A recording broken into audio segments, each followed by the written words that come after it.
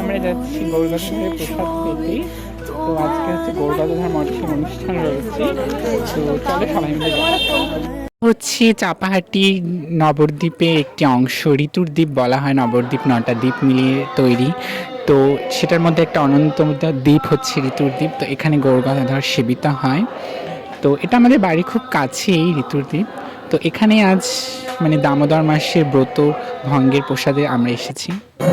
তাই গৌরবাধার সকলে দর্শন করে না, এটা হচ্ছে গৌরবাধা।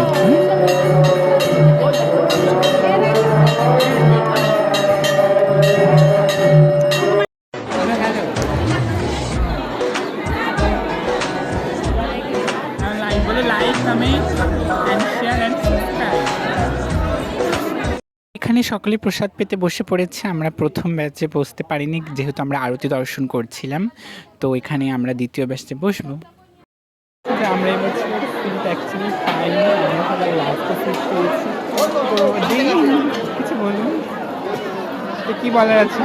আমার কিছুই বলার নেই, আমরা খুব লেটেস্ট পার্টি হয়ে গেছি। হ্যাঁ, আর সোনালি তো ওই মুখটা দেখাতে চান না। মারামারি অনেক যুদ্ধের পর আলটিমেটলি আমরা প্রসাদ পেতে বসেছি। এরপর প্রসাদ পাবো। প্রসাদে ছিল ডাল, 5 তরকারি, পনিরের রসা, চাটনি, পরমান্ন। তো পরমান্নটা সত্যি খুব দারুণ হয়েছিল। প্রসাদের কোনো তুলনাই হয় না, প্রসাদ মানে অমৃত। তো এবার আমরা বাড়ি চলে যাচ্ছি। তিথি একবার হায়।